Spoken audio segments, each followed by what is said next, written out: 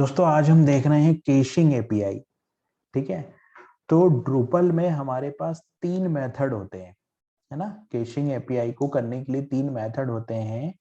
पहला होता है टैग्स, कैशिंग टैग्स। दूसरा होता है कॉन्टेक्स्ट और तीसरा होता है मैक्स एज। ठीक है। तो इन तीनों को समझने के लिए हम चलते हैं हमारे ड्रूपल सेटअप पे। अब आप ये देख रहे हैं मेरा ड्रूपल सेटअप है, तो यहाँ पे मैंने एक कस्टम ब्लॉक बना के रखा है। ठीक है। अब इस कस्टम ब्लॉक में एक नंबर दिखाई दे रहा है जो कि है 847। ठीक है। अब आप इसको रिफ्रेश भी कर रहे हैं पेज को तो भी 847 जो नंबर है वो चेंज नहीं हो रहा है। चेंज क्यों नहीं हो रहा है? क्योंकि ये कैशिंग के वजह से चेंज नहीं हो रहा है। ठीक है। तो अभी मैं यहाँ पे क्या करता हूँ, नोड बंद करता हूँ, नोड बंद पे जाता हूँ, है ना। ये यूआरएल मैंने चेंज कर दिया। यहाँ पे 847 है तो 847 है, तो यहाँ पे अभी रिफ्रेश करने पे 847 ही दिख रहा है। ठीक है। सेम चीज मैं नोड वन पे देखूंगा कि नोड वन पे क्या दिख रहा है।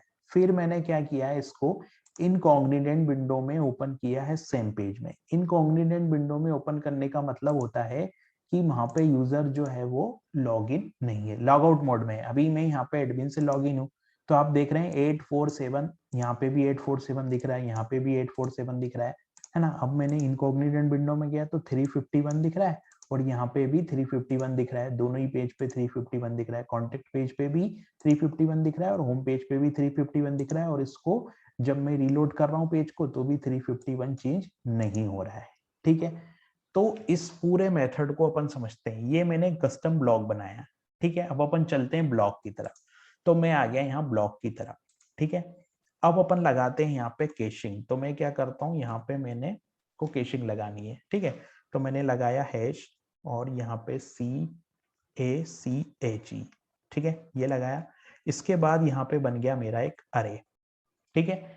इस अरे के अंदर मैंने क्या पास किया, इस अरे के अंदर मैं पहला एलिमेंट पास करता हूं, उसको मैं बोलता हूं टैग्स। क्या बोलता हूं? टैग्स। तो मैंने क्या पास किया यहाँ पे? टैग्स। टैग्स पास किया और टैग्स भी किस फॉर्मेट में जाएगा?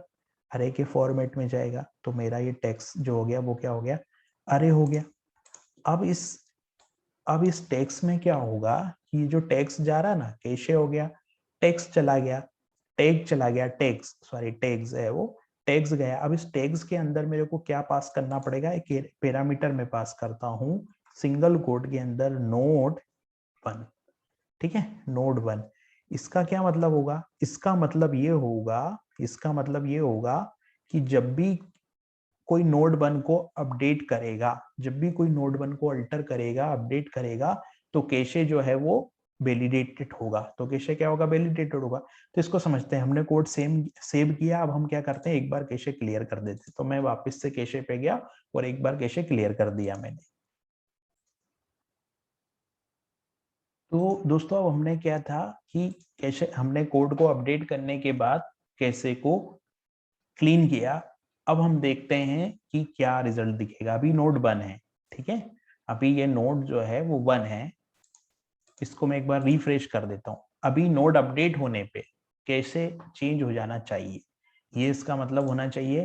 अभी मैं सारे पेज को रिफ्रेश कर देता हूँ। इनकॉग्निडेंट विंडो के पेज को भी मैंने रिफ्रेश किया और पेज से बाहर निकलने के बाद मैंने रिफ्रेश किया। इसका मतलब ये है कि नोड वन जब कोई अपडेट करेगा तब जाके हमारा कैशे मतलब चेंज होना चाहिए, ब्लॉक का कंटेंट चेंज होना चाहिए। ये रैंडम स्ट्रिंग जो आ रही है इसका मतलब चेंज होना चाहिए कंटेंट। ठीक है। तो 552 हो गया। ठीक है। अब आप यहाँ पे भी देख रहे हैं 552 हो गया। अब यहाँ पे देखेंगे तो 974 हो गया, यहाँ पे देखेंगे तो 974 हो गया। अब मैं क्या करता हूँ, नोड वन, मैंने नोड वन पे लगाया तो मैं नोड वन पे जाके नोड वन को अपडेट करता हूँ। तो सिंपली मैंने नोड वन पे क्लिक किया। ठीक है।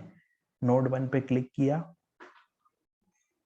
और नोड वन को मैं अपडेट कर देता हूँ। तो नोड वन पे मैं जैसे ही अपडेट करूंगा मेरा कैशिंग इनवैलिडेट होगा। ठीक है। तो मैं नोड वन पे जाके मैंने अपडेट किया, इसको मैंने फिर से सेव किया। अभी नोड वन मेरा सेव हो रहा है।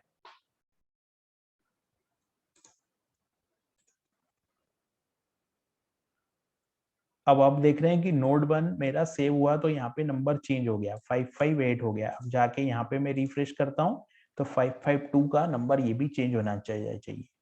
ठीक है, 558 हो गया। यहाँ पे नोड वन मैंने अपडेट किया तो ये नंबर चेंज हो गया। इसका मतलब ये है कि नोड 1 के अल्टर होने पर यहाँ पे कैशे जो है वो अपडेट हो रहा है। तो यहाँ पे देखो ये 558 हो गया।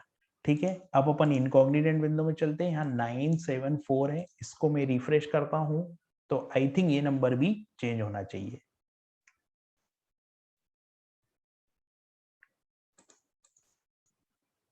ठीक है, ये नंबर भी चेंज हो गया, 915 हो गया, और ये नंबर भी 915 हो गया। क्यों? क्योंकि मैंने क्या किया था, नोड 1 पे यहाँ पे स्ट्रिंग पास किया था, तो नोड 1 पे वो वैल्यू जो थी मेरी अपडेट हो गई। ठीक है, अब अगर मैं चाहता हूं कि ये सारे नोड पे अपडेट होने पे चले तो मुझे क्या लिखना होगा, तो मैं यहाँ लिखूंगा नोड अंडरस्कोर लिस्ट। तो किसी भी नोड पे हम चेंज करेंगे तो ये वैल्यू अपडेट हो जाएगी, क्योंकि यहाँ पे मैंने नोड लिस्ट लिख दिया है। ठीक है, तो ये तो खासियत पता चल गई टैग्स की। ठीक है, अब दूसरा आता है मेरे पास, दूसरा आता है कॉन्टेक्स्ट। ठीक है, तो अपन उसको चलते हैं लेके। तो मैंने लगाया हैज कॉन्टेक्स्ट।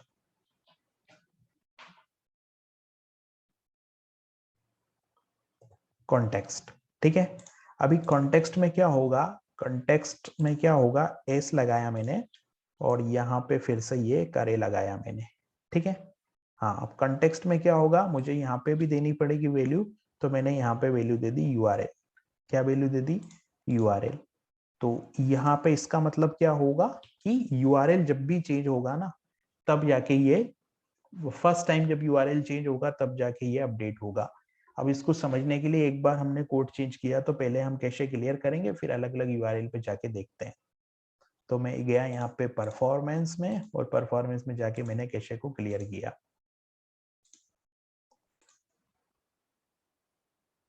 तो अब देखिए मैंने इसको मतलब यूआरएल मैंने चेंज किया, तो यहाँ पे ये फर्स्ट टाइम जब यूआरएल चेंज होगा उसी समय ये अपडेट होगा। ठीक है, अब अगर मान लो मैं नोड 2 पे जाता हूँ, तो नोड 2 पे मैंने दोनों जगह फ्रेश कर दी, रिफ्रेश किया पेज, तो ये 900 हो गया। अब अगर मैं कॉन्टेक्ट पेज पे जाता हूँ, तो कॉन्टेक्ट पेज पे क्या होता है वो हम देखते हैं।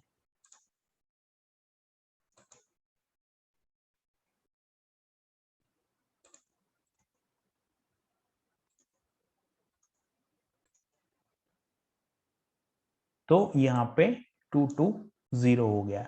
तो इस तरीके से हम लोग यूआरएल के लिए कॉन्टेक्स्ट देते हैं, और किसी इंडिविजुअल नोड पे हमको कैशे को रिबिल्ड करवाना है तो हम यहाँ पे बन पास करते हैं।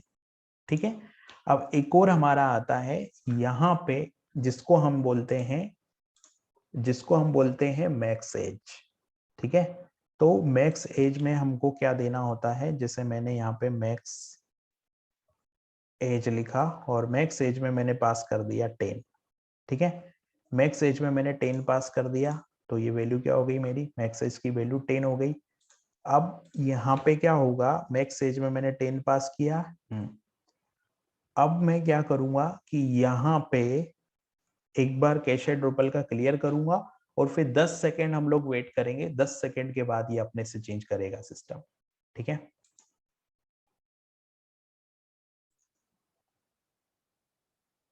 तो मैंने कोड सेव कर दिया है, और मैंने कोड सेव करने के बाद में कैशे क्लियर कर दिया। अब हम चलते हैं गूगल की तरफ। 10 सेकेंड का टाइमर हमने रखा है। अब ये 10 सेकेंड जैसे ही हमारा कम होगा, वैसे ही मैं यहाँ पे चेक करूंगा क्या होता है।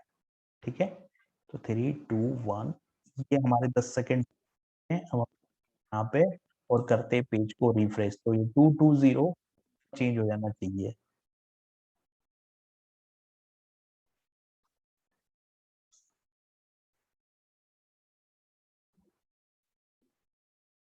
क्या होगा, ये हर 10 सेकेंड के बाद में मैक्स एज रिपीट होगी।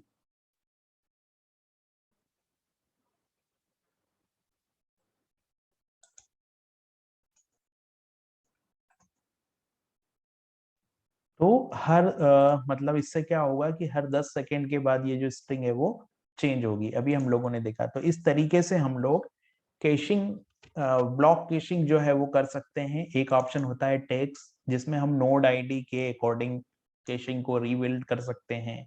नोड लिस्ट के अकॉर्डिंग रीबिल्ड कर सकते हैं। फिर एक यूआरएल होता है कि वन टाइम जब यूआरएल चेंज होगा तब कैशिंग चेंज होगी, और एक होता है मैक्स एज जिसमें मैक्सिमम 10 सेकंड हमने दे दिया तो 10 सेकंड के बाद ये चेंज होगा। तो इस तरीके से कैशिंग काम करता है।